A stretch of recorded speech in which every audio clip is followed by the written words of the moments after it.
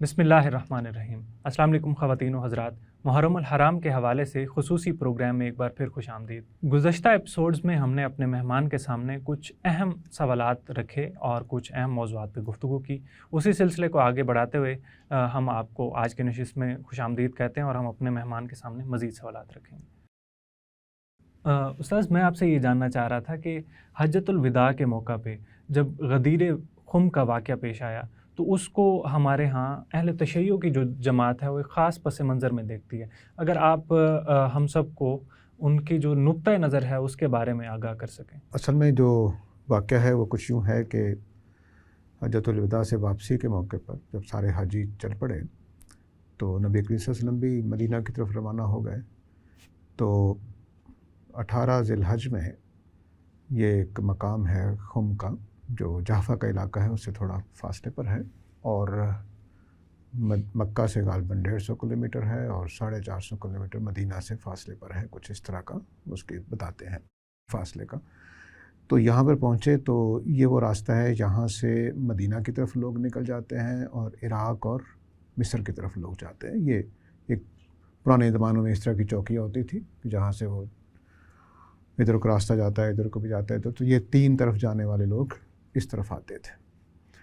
तो यहाँ पे आपने कुछ लोग आगे निकल गए थे, दरमियान में नबी करीम सल्लल्लाहु अलैहि वसल्लम थे और कुछ लोग भी पीछे आ रहे थे।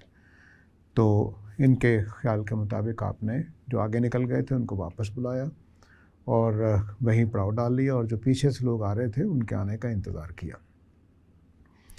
तो जब सारे लोग इकट्ठे हो गए, कोई सुना है कि 10 लाख की तादाद में भी, लाख की तादाद में बड़ी तादाद बताई जाती है, ये सब लोग इकट्ठे हो गए तो फिर आपने ये खुतबा इरशाद फरमाया कि जिसमें मशहूर जुमला जो है वो ये है कि मन कुन्तु मौलाहु फ़हाज़ा अलीउन मौलाहु, और फिर आपने दुआ की कि अल्लाह जो अली को दोस्त बनाए आप उसके दोस्त बन जाएं।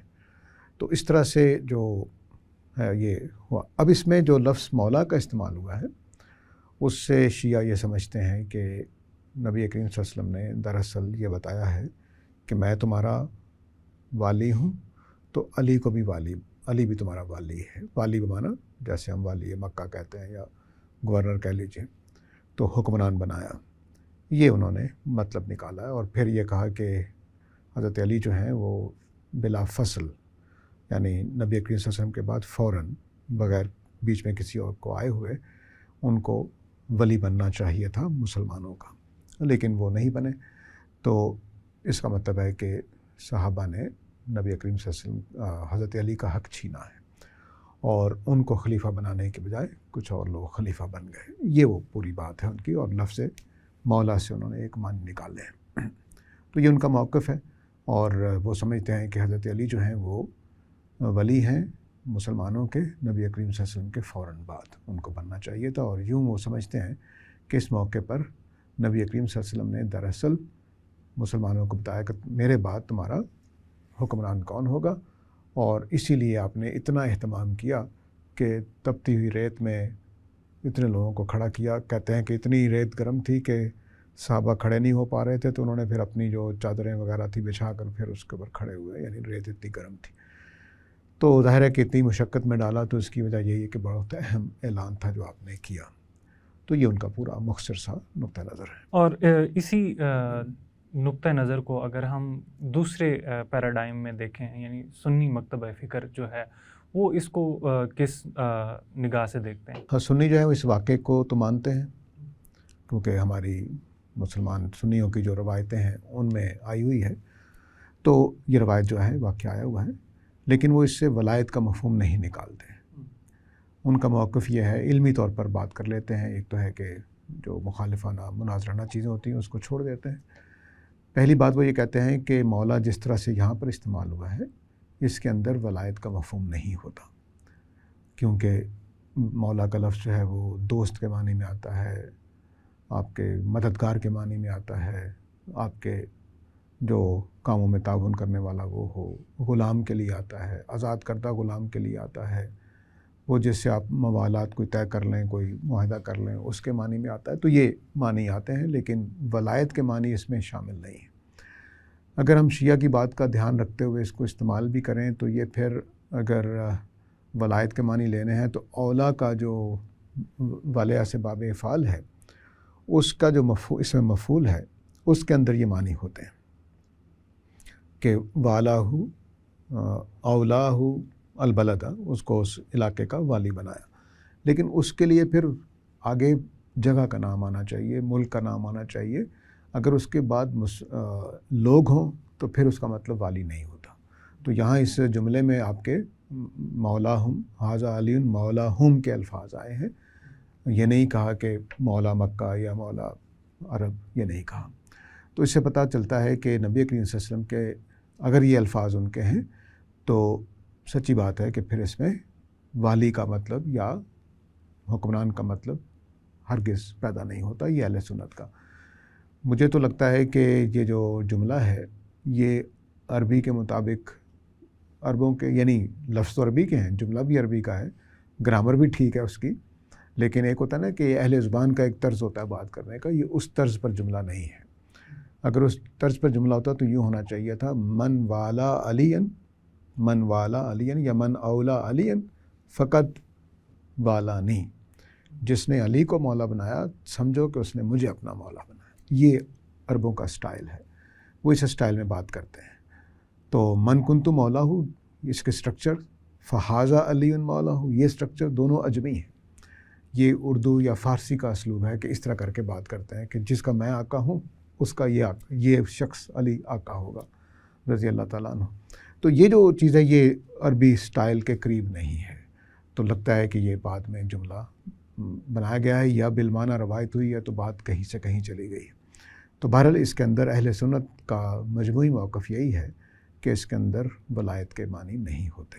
یہ سارا واقعہ اصل میں خلافت کی یا ملوکیت کی منتقلی کا معاملہ ہے. یعنی آپ صلی اللہ علیہ وسلم جس وقت یہ خطبہ ارشاد کر رہے ہیں وہ ایک پوری ریاست کے سربراہ کے طور پہ یہ بات کر رہے ہیں، اور وہ جو موقع ہے وہ حجۃ الوداع سے واپسی کا موقع ہے. اور کیا اس چیز کے اوپر ہم قیاساً یہ کہہ سکتے ہیں کہ یہ اس طرح کا واقعہ ہوا ہو؟ ہاں، تو اہل تشیع یہی کہتے ہیں کہ جو نبی کریم صلی اللہ علیہ وسلم نے اپنے بعد اصل میں اقتدار حضرت علی کو دینے کا اعلان کیا ہے، اس لیے حجۃ الوداع کے بعد کیا ہے اور اس لیے اس مقام پر کیا ہے. لیکن یہ بات ان کی درست نہیں ہے، کیونکہ سب سے اچھا موقع خود حج کے اندر اعلان کرنے کا تھا کہ جب سارے لوگ تھے وہاں پر. یہاں تو سارے لوگ نہیں آئے، یہاں تو صرف وہی لوگ آئیں گے جو مدینہ کی طرف جا رہے ہیں. تو مدینہ کی دوسری جانب جو جا رہے ہیں، جو یمن جا رہے ہیں، جو دوسرے علاقوں میں جا رہے ہیں، جو خود مکہ کے لوگ ہیں، ان تک تو یہ اطلاع نہیں پہنچی آپ کی زبانی. تو سب سے اچھا موقع اگر ولایت کے منتقل کرنے کا تھا تو سب سے اچھا موقع تو یہ تھا کہ آپ حج کے خطبے میں ارشاد فرماتے کہ دیکھو میں اب جا رہا ہوں، میرا جانے کا وقت آ گیا ہے، تو میرے بعد علی کو بنا لینا. تو یہ اگر کرنا تھا آپ نے تو تب کرنا تھا. اور میں نے پچھلی دفعہ کسی نشست میں عرض کیا آپ سے کہ یہ نبی کریم صلی اللہ علیہ وسلم قرآن کی روشنی میں کر ہی نہیں سکتے تھے، کیونکہ قرآن مجید نے یہ بتایا ہے کہ ان کا معاملہ شورا پر ہوگا.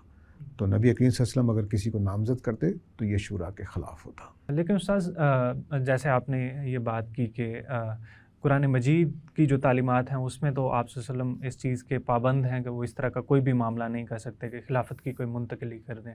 لیکن جو ایک پوٹینشیل کینڈیڈیٹ کی نشاندہی ہوتی ہے، آپ مختلف واقعات دیکھ لیں جس میں آپ حضرت علی رضی اللہ تعالیٰ عنہ کو آپ صلی اللہ علیہ وآلہ وسلم کی جانشینی میں ایک طرح سے جاتا ہوا دیکھ سکتے ہیں. یعنی ہجرت کا واقعہ آپ اٹھائیں تو اس میں حضرت علی کو آپ صلی اللہ علیہ وآلہ وسلم نے اپنا بستر دیا ہے، اور اس کے بعد یمن میں یمن کی طرف جب ایک کاروان جا رہا تھا تو اس میں آپ صلی اللہ علیہ وسلم نے خصوصی ہدایت کی ہے کہ جو خمس کا حصہ ہے وہ حضرت علی کے سپرد کیا جائے گا. اسی طرح غدیر خم کا واقعہ ہے. ان سارے واقعات اور اس طرح کے دیگر واقعات سے کیا یہ مسلمانوں کے اوپر ایویڈنٹ نہیں تھا کہ حضرت علی کو وہ اپنے خلیفہ کے طور پہ، پہلے خلیفہ کے طور پہ دیکھتے؟ دیکھیے یہ تینوں جو واقعات ہیں وہ ضرورت کے لحاظ سے سامنے آتے ہیں. مثال کے طور پر جو بستر پر لٹانے کا معاملہ ہے وہ کس لیے کیا گیا ہے؟ تو اپنے بستر پہ آدمی کس کو لٹاتا ہے؟ اپنے کسی قریبی عزیز کو. اس کا ولایت سے کوئی تعلق نہیں، حکمرانی سے کوئی تعلق نہیں. وہ اصل میں دکھانا یہ تھا کہ نبی صلی اللہ علیہ وسلم موجود ہیں بستر پہ، یہی دکھانے کے لیے لٹایا گیا ہوگا، تو تاکہ لوگوں کو پتہ چلے کہ آپ کہیں نکلے نہیں ہیں، یا امانتوں کی سپردگی تھی ان کے پاس. تو امانتوں کی سپردگی بھی کسی گھر والے کو دے کے جایا جا سکتا ہے. اس کا کیا تعلق ہے کہ اس نے بعد میں خلیفہ بننا ہے اور ابھی خلافت کا کوئی پتہ بھی نہیں ہے. خود نبی کریم صلی اللہ علیہ وسلم بھی حکمران کے طور پہ جا تو رہے ہیں لیکن وہاں کیا ہونا ہے کیا نہیں ہونا. دوسری بات یہ ہے کہ جو یمن کی طرف بھیجا گیا تو سپہ سالار ہی کے پاس ہوتے ہیں سارے اختیارات. تو جب کوئی اور سپہ سالار گیا ہوگا تو اس کے لیے بھی یہی حکم ہوگا کہ خمس ان کے پاس ہوگا, جو بھی اہم چیزیں ہیں وہ انہی کے پاس آئیں گی, جو سپہ سالار ہے اس کے پاس دیا جائے گا. یمن میں معاذ بن جبل کو بھیجا گیا تو کیا اس سے ہم یہ نتیجہ نکالیں, گورنر بنا کر عامل بنا کر بھیجا گیا تو کیا نتیجہ نکالیں کہ وہ خلیفہ بنیں گے آپ کے بعد؟ نہیں, ایسا نہیں ہے. تو کچھ چیزوں کا لازمی حصہ ہوتا ہے. تو اگر اور صحابہ کے اس طرح کے واقعات اکٹھے کیے ہیں تو وہ بھی ہو جائیں گے کہ جس میں یہ اہمیت دی گئی ان کو. تو اسی طرح جب غدیر خم کا معاملہ ہے تو اس کو اگر آپ دیکھیں تو اس میں مسئلہ یہ ہے کہ نبی کریم صلی اللہ علیہ وسلم جو تقریر فرما رہے ہیں اس تقریر کا پس منظر کیا ہے, وہ بھی خلافت کی بات والی بات نہیں لگ رہی. ہوا یہ کہ آپ کو یمن میں بھیجا گیا تھا تو یمن سے واپسی پہ آپ نے لوگوں نے آ کر شکایت کی, حج کے موقع پر آ گئے یمن سے حضرت علی اپنے ساتھیوں کے ساتھ.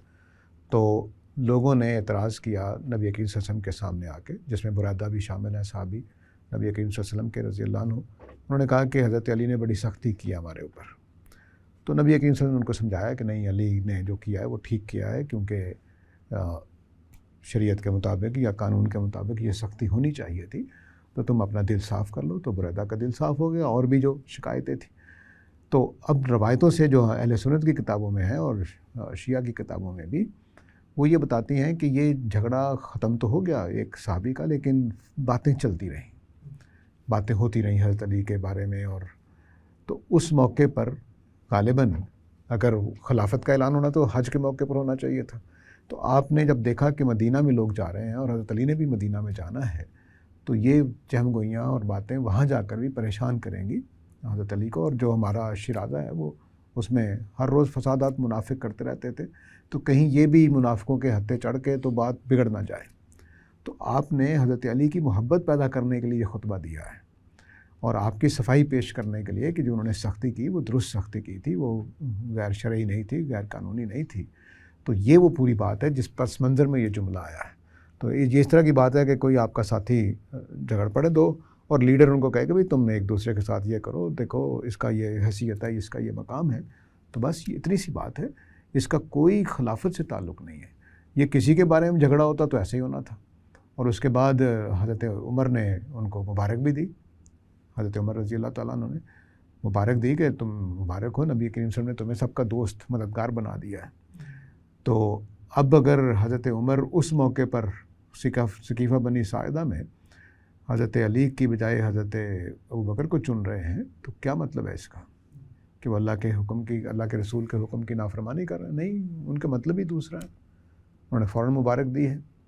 اور اگر فرض کر لیجئے کہ حضرت عمر کے دل میں خلافت کا چور ہوتا نعوذ باللہ, تو کیا وہ مبارک دیتے حضرت علی کو؟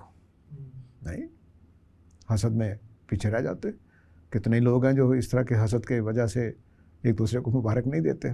تو اس کا مطلب یہ ہے کہ یہ باتیں بالکل اور معنی کی تھیں ان کو, تو پس منظر واقعے کا وہ خلافت سے کوئی تعلق نہیں ہے. تو تینوں چیزوں میں کوئی ایسی چیز نہیں ہے کہ جو خلافت کا معنی پیدا کرتی ہو.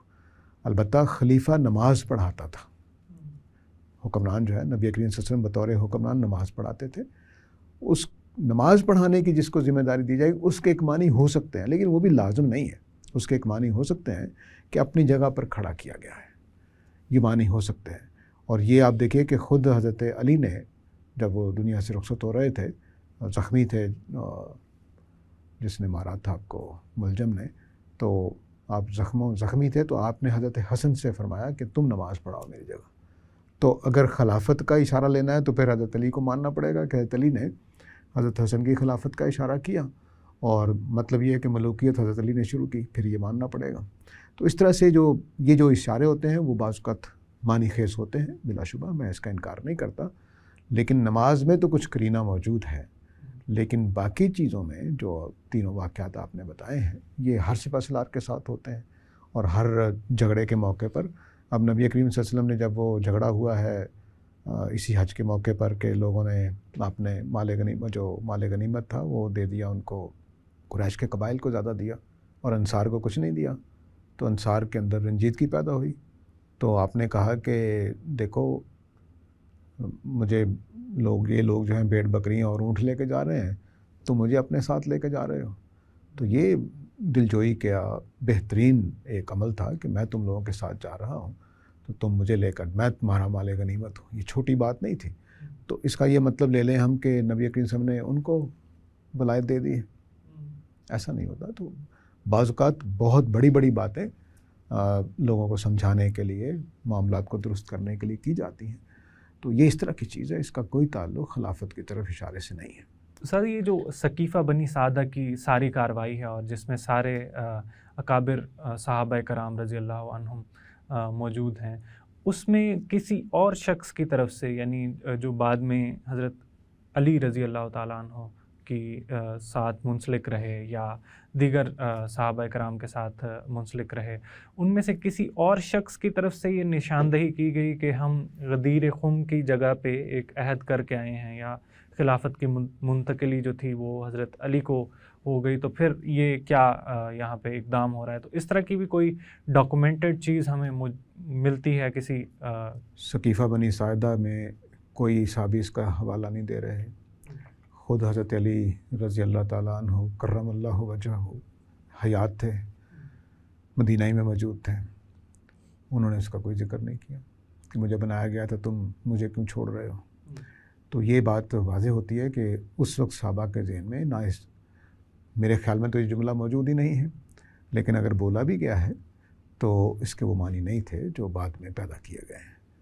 تو خود حضرت علی کو پیش کرنا چاہیے تھا، خود نہ پیش کرتے، کسی کو کہتے کہ بھی دیکھو نبی صلی اللہ علیہ وسلم نے مجھے مقرر کیا تھا، تو جا کر بتاؤ ان لوگوں کو یہ غلط فیصلہ کر رہے ہیں۔ اور اگر یہ جملہ اسی معنی کا ہوتا اور صحابہ کے سامنے آ جاتا تو یقیناً وہ حضرت علی کو مقرر کر دیتے، کیونکہ اسی ثقیفہ بنی ساعدہ میں ایک واقعہ موجود ہے کہ انصار اور مہاجرین کے درمیان بحث تھی کہ انصار خلیفہ بنیں گے کہ مہاجر بنیں گے۔ تو ابوبکر صدیق نے ایک روایتی سنائی کہ الائمۃ من قریش، نبی کریم صلی اللہ علیہ وسلم نے فرمایا تھا کہ امام جو ہے وہ قریش میں سے ہوں گے۔ بس سارے پیچھے ہٹ گئے، جھگڑا ختم ہو گیا۔ تو یہاں پر فرض کر لیجئے کہ ابوبکر صدیق نعوذ باللہ من ذالک اسی خیال میں تھے جیسا شیعہ سمجھتے ہیں، تو باقی صحابہ تو ایسے نہیں تھے، یعنی انصار ساتھ دے دیتے حضرت علی کا اور باقی صحابہ ساتھ، تو کسی کے ذہن میں بھی نہیں ہے۔ تو یہ واقعہ ان کے لیے نہ ہونے جیسا ہے حقیقت میں اگر دیکھا جائے تو۔ شکریہ استاذ، آج کی نشست کا وقت یہاں پہ ختم ہوتا ہے۔ انشاءاللہ مزید سوالات کے ساتھ آپ سے اگلی نشست میں ملاقات ہوگی۔